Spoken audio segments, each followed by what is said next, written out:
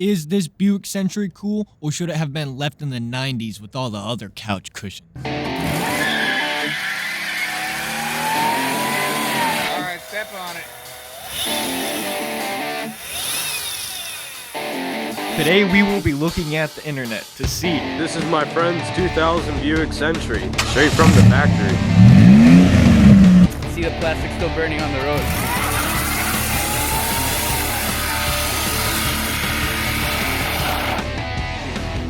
Is a late 90s to early 2000s Buick cool in 2025?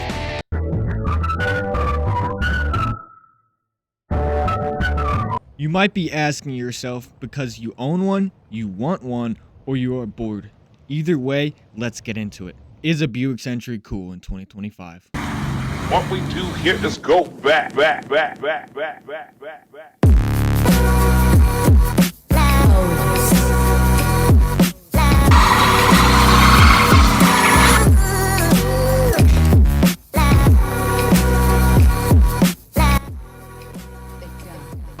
The 6th generation Buick Century was produced from 1997 to 2005, spanning a long, healthy American 8 years.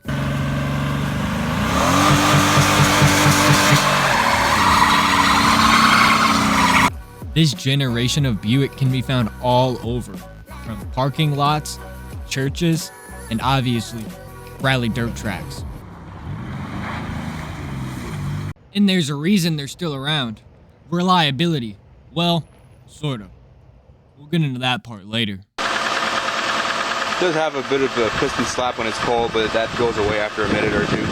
This generation Buick Century has a 3100 SFI engine. This is basically a smaller 3800.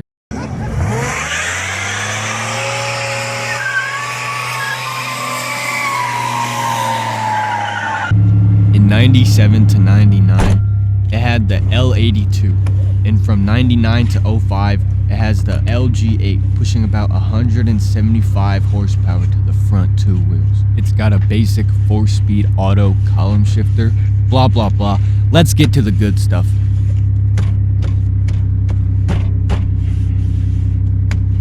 If you have this car and want it to go faster, ZZP's website has all sorts of amazing parts like this 3-inch downpipe.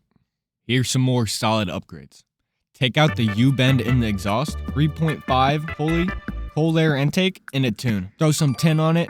Maintenance that bad hog. New brakes, rotors, pads.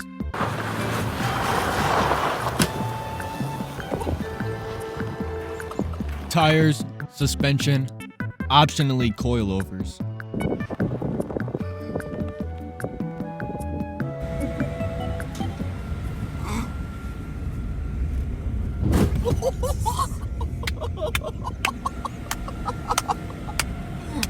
Oh my god. Now, here are some examples of some bad mods. Obviously, we have straight pipe,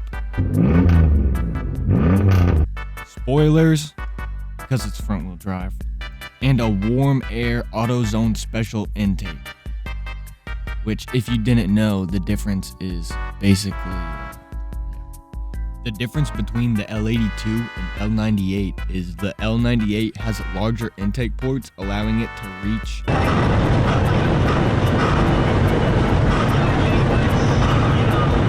about 124 miles per hour. If you are looking to buy this car, a couple things to consider are 1, obviously reliability, but 2, ease of access and price of parts. In terms of reliability, aside from some rare occasions, the 3100 is essentially bulletproof. At 201,000 kilometers, which is about 122,000 miles. It does have a bit of a piston slap when it's cold, but that goes away after a minute or two. The part where Buick shit the bed was the transmission. It seems that some of them will either break at 80 to 120,000, aka most of them, whereas some of them will go to 400,000 without a single issue. A lot of this comes down to the owner's ability to maintain their own vehicle, But it does bring me to my next point. Eventually, everything does break. So if that does happen, what's it gonna cost you to fix it? An alternator is about $108 at Advanced Auto Parts. Pads and rotors are about $155, and the oil filter is on the bottom of the engine, so you are able to do it yourself pretty easily.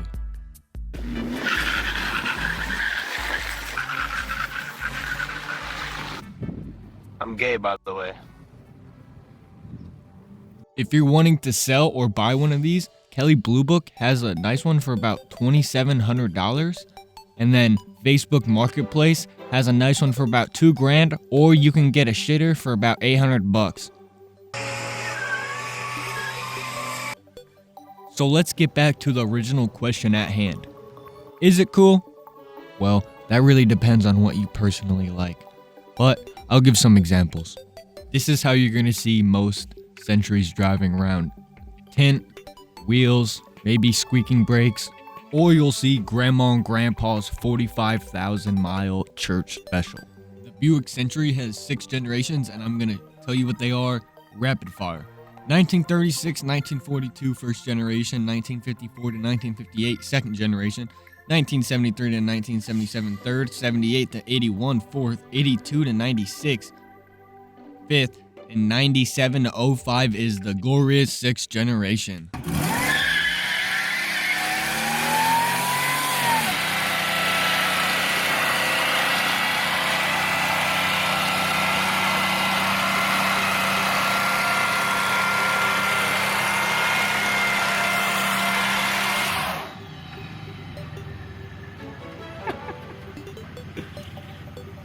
How's that driveway? Black. Can I dig into it? Pretty much. Oof. See the plastic still burning on the road.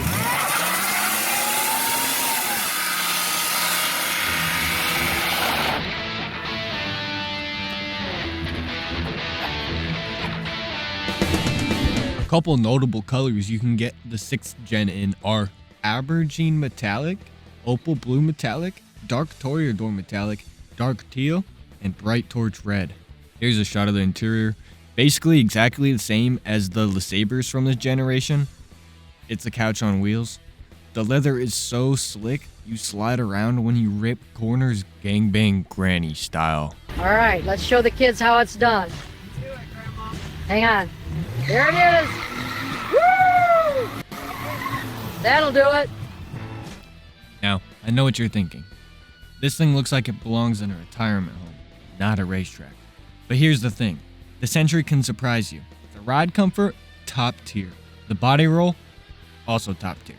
It's like driving your living room couch at 80 miles per hour. It's got automatic everything. Bench seats and a digital display that looks straight out of your old microwave. Cup holders, questionable. Road noise, surprisingly low. In the turn signal, that's the sound of America giving up in the early 2000s. On the road, it's floaty but confident. Like a drunk uncle at a wedding who still got it. Steering feel, non-existent. But that's part of the charm. It's smooth, soft, and when you floor it, you'll get all of that 175 horses screaming, please stop. Now, you can mod these, but the truth is, most people just keep them running. And that's kind of what makes them cool. Everyone's out here in Teslas and Chargers. Meanwhile, you're cruising in something that survived Y2K and your cousin's bad driving. Listen to that V6 burn. So, is the Buick Century cool in 2025? If you are looking for something cheap, comfy, affordable, or just something weird to turn heads, yeah, it's cool. But if you're expecting a race car, you might want to stick with your Gran Turismo dreams, buddy. Either way, the Century's a legend. Not because it's fast, but because it refuses to die. So whether you are buying one, driving one, or laughing at one, respect the couch.